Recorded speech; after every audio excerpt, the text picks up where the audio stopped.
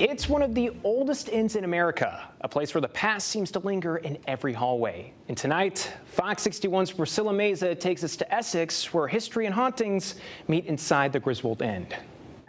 They call it the Grizz, but after nearly 250 years, some say the Griswold Inn holds more than just history.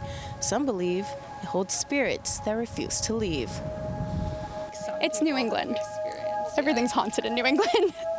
Built in 1776, the same year America declared independence, the inn was once a refuge for sailors, shipbuilders, and soldiers.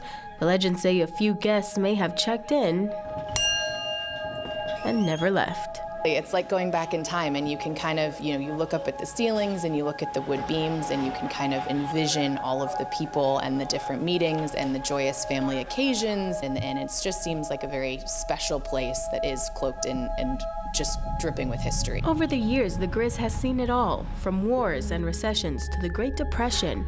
And co-owner Joan Paul says even Prohibition didn't slow them down. We were here through all of that. We survived that. Recessions, the Depression, Prohibition, that was a really tricky time, as you could imagine. Turns out Yankee ingenuity won out because we were a speakeasy during the time. Next year marks a milestone, 250 years of continuous operation. It's a really special place, and as we have America's birthday coming up next year, it's also our birthday, 250 years of continuous operation. It's huge news for somebody in the hospitality business, because being in the restaurant business, hotel business, all of that, that's not easy just to begin with.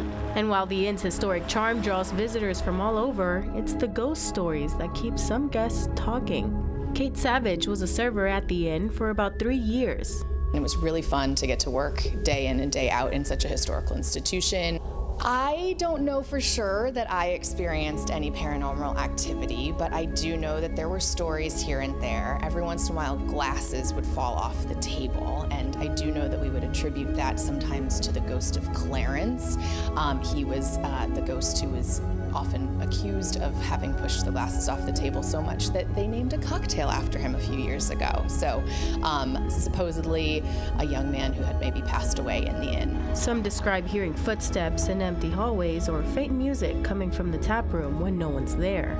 And that's where I babysat for one night. I was kind of spooked by the ambiance. I don't know. It was fine, but I remember I was really cold, but that's probably just because it's an old building. And it was just kind of like a little bit creepy. Of course, not everyone buys into the legends. So nothing happened at your honeymoon up in the Griswold Inn? Nothing scary? Happened, no, that was a pretty scary night, but there was nothing haunted about it. I spoke with several people who say they've never heard any hauntings, but that's not the case for everyone. My friend mentioned it to me on Tuesday when they were visiting, and they were like, yeah, that's that haunted hotel. I was like, I had no idea that it was haunted. As for the owners, they prefer to focus on the inn's legacy rather than its legends. I mean, certainly guests have reported various things, but nothing has ever been verified. We have 250 years of history. Who knows what's happened here in a lot of those years, but yeah. Whether it's the echo of centuries past or something truly paranormal, one thing's for sure. The Griswold Inn holds on to its secrets. In Essex, Priscilla Meza, Fox 61.